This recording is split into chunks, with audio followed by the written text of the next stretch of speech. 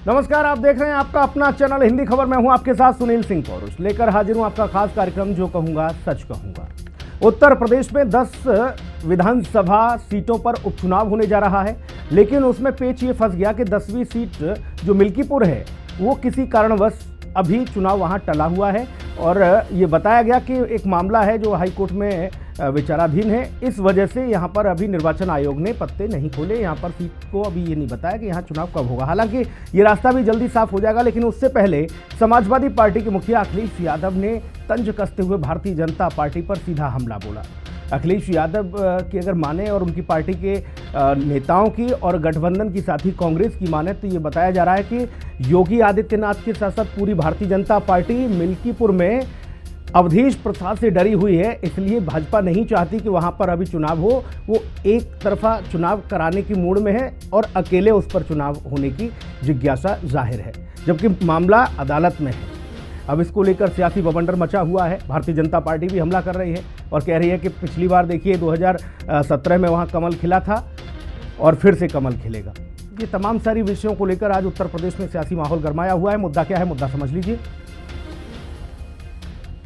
दरअसल court case की वजह से मिल्कीपुर का उपचुनाव टला हुआ है और जल्दी ही ये बताया जा रहा है कि मिल्कीपुर में उपचुनाव का रास्ता साफ हो जाएगा। इसके साथ ही भारतीय जनता पार्टी के पूर्व विधायक कोर्ट से केस वापस लेंगे, उन्होंने ऐलान कर दिया उनके वकील ने। अखिलेश यादव ने मिल्कीपुर को लेकर भारतीय जनता पार्टी पर तंज कसा। उन्होंने कहा कि जिसने जंग टाली है समझो उसने जंग हारी है। और बताया तो ये जा रहा है कि भाई कोर्ट केस की वजह से ही ये मामला टला हुआ है। अब सवाल क्या है, सवाल भी समझ लीजिए। ऐसे में सवाल यह है कि क्या लोगों को भ्रमित कर रहे हैं अखिलेश यादव? क्यों ये कहा जा रहा है कि भाजपा नहीं चाहती चुनाव कराना? और क्या मिल्कीपुर में भारतीय जनता पार्टी डर गई है जैसा बाकी लोग कह रहे हैं, सपा कांग्रेस के लोग? विपक्ष ने चुनाव टलने की भारतीय जनता पार्टी पर ठीक रात क्यों फोड़ा है कि भाई वहाँ भाजपा की वजह से चुनाव टला है? 9 सीटों पर समाजवादी पार्टी, कांग्रेस और भारतीय जनता पार्टी की आखिर तैयारी क्या है कि 9 सीटों पर 13 तारीख को वोटिंग होनी है। 10वीं सीट के पत्ते जल्द खुलेंगे ऐसा माना जा रहा है, लेकिन अभी फिलहाल ये तय है कि 9 सीटों पर चुनाव होना है। उसके लिए क्या तैयारी है बाकी दलों की? ये तमाम सारे सवाल हैं जिनके जवाब तलाशने की कोशिश होगी, लेकिन पहले रिपोर्ट देखिए। मिल्कीपुर उपचुनाव में अटका रोड़ा, अखिलेश ने बीजेपी पर ठीकरा फोड़ा। अखिलेश पर केशव के सियासी तीर, मिल्कीपुर में टला चुनाव, वजह गंभीर। उत्तर प्रदेश विधानसभा उपचुनाव की तारीखों का ऐलान हो गया। इलेक्शन कमीशन ने महाराष्ट्र और झारखंड विधानसभा चुनाव के साथ साथ उपचुनाव का भी शेड्यूल जारी कर दिया। उत्तर प्रदेश की 9 सीटों पर 13 नवंबर को वोट डाले जाएंगे। नतीजे 23 नवंबर को घोषित होंगे। हालांकि मिल्कीपुर सीट पर वोटिंग का ऐलान नहीं किया गया है। दरअसल हाई कोर्ट में मुकदमा लंबित होने के चलते इलेक्शन कमीशन ने मिल्कीपुर उपचुनाव की तारीख घोषित नहीं की है। गौरतलब है, पूर्व विधायक गोरखनाथ बाबा ने साल 2022 चुनाव को लेकर हाई कोर्ट में याचिका दायर कर रखी है। ये याचिका 2022 विधानसभा चुनाव में हारने के बाद गोरखनाथ बाबा ने समाजवादी पार्टी के अवधेश प्रसाद के चुनाव जीतने को लेकर दायर की थी, जो कोर्ट में लंबित है। इसी के चलते चुनाव आयोग ने मिल्कीपुर के उपचुनाव को रोका है, लेकिन समाजवादी पार्टी के मुखिया अखिलेश यादव ने इसको लेकर बीजेपी पर तंज कसते हुए लिखा कि जिसने जंग टाली है समझो उसने जंग हारी है। अखिलेश के वार पर बीजेपी की ओर से केशव प्रसाद मौर्य ने मोर्चा संभाला और पलटवार करते हुए कहा कि अखिलेश यादव चुनाव का इंतजार करें। साल 2017 में हम मिल्कीपुर जीते थे, 2022 में थोड़े अंतर से हार गए थे। इस बार फिर से कमल खिलाएंगे। जनता की अदालत में 2-2 हाथ होंगे, नतीजा हमारे पक्ष में आएगा। कुल मिलाकर ये कि 10 सीटों के उपचुनाव में मिल्कीपुर सीट पर भाजपा और समाजवादी पार्टी की प्रतिष्ठा दांव पर है, जिसे लेकर सियासी सूरमा एक दूसरे पर सियासी तीरों की बौछार कर रहे हैं। आज याचिकाकर्ता खुद बाबा गोरखनाथ, जो कि भाजपा के प्रत्याशी थे 2022 में, उन्होंने खुद कहा कि ये याचिका शून्य है, अप्रासंगिक है, इररिलेवेंट है और हम उसे वापस ले रहे हैं आज के आज। और उनके वकील ने भी कल ये बयान दिया कि ये याचिका इनफेक्चुएट हो गई, इसका कोई मतलब नहीं है। क्या भाजपा के लोग ये जानते नहीं थे? भाजपा कहीं न कहीं ये चाहती थी कि मिल्कीपुर का चुनाव अलग से हो।